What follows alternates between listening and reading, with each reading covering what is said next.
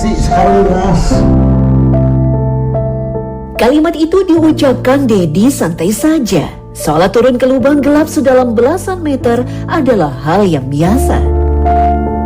Padahal bagi kebanyakan orang, sumur hanya lubang di tanah, tempat air diambil. Bismillahirrahmanirrahim. Jujur sebenarnya cukup deg-degan, takut juga karena ini ruangannya cukup sempit.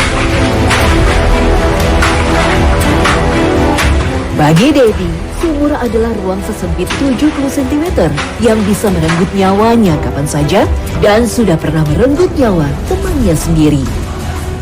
Inilah Indonesiaku.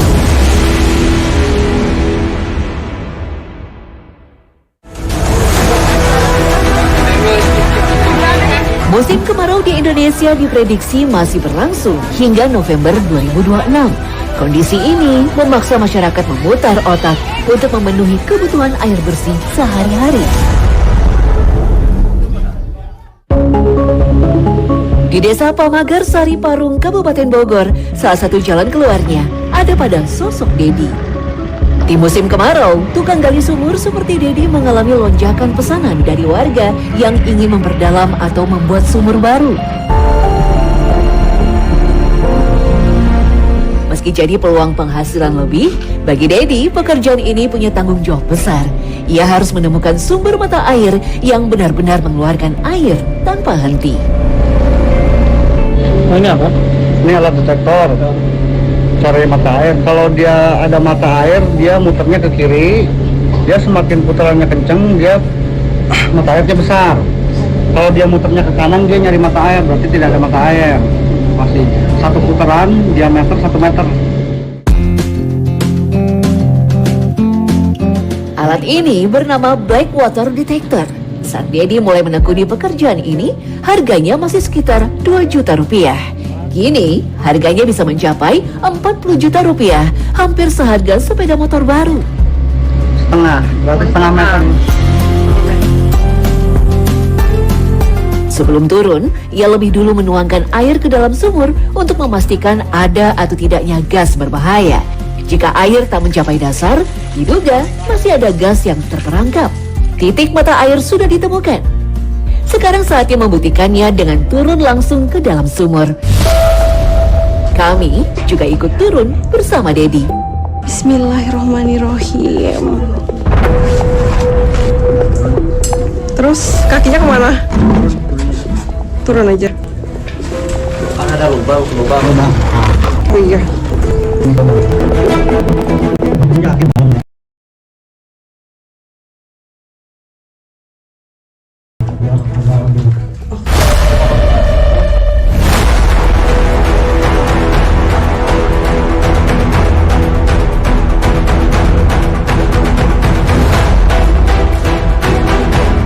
Ini kondisinya saya baru turun 2 meter.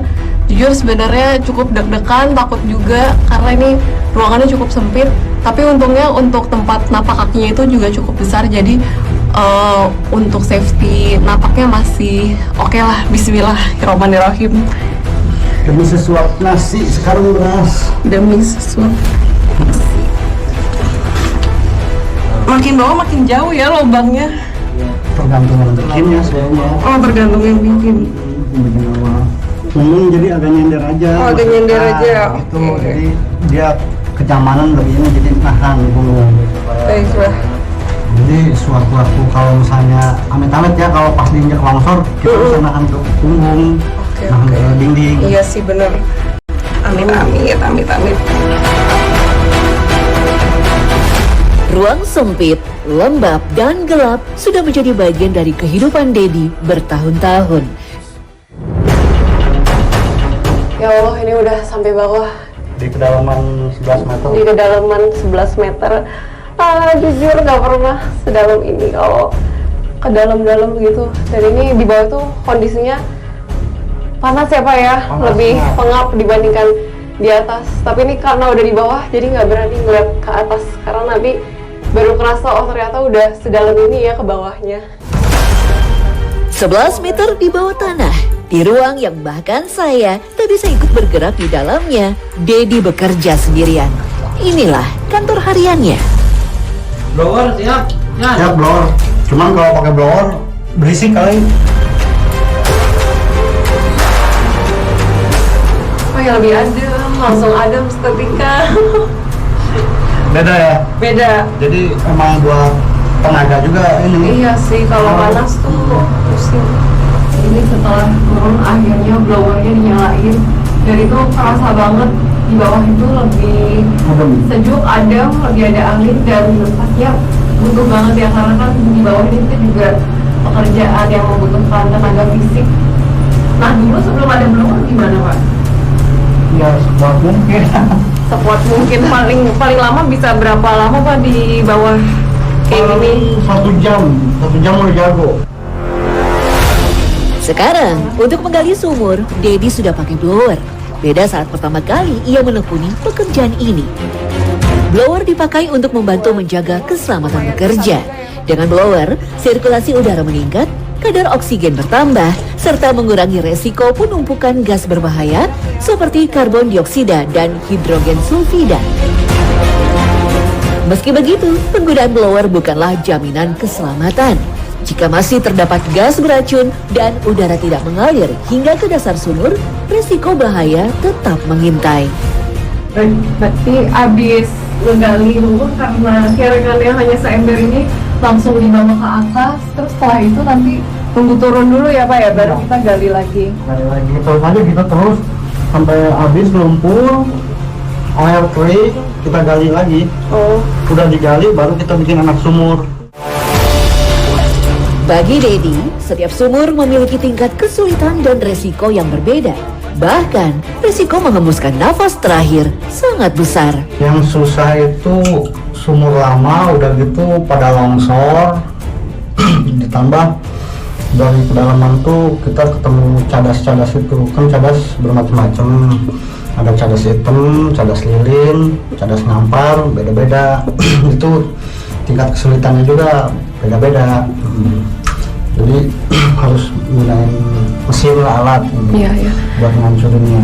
Tapi pernah Pak ada kejadian orang terdekat Bapak karena gali sumur gitu? Pernah di daerah Gunung Sanok. Kalau daerah kaki gunung tuh nggak ada sumber mata air, yang ada gas yang keluar.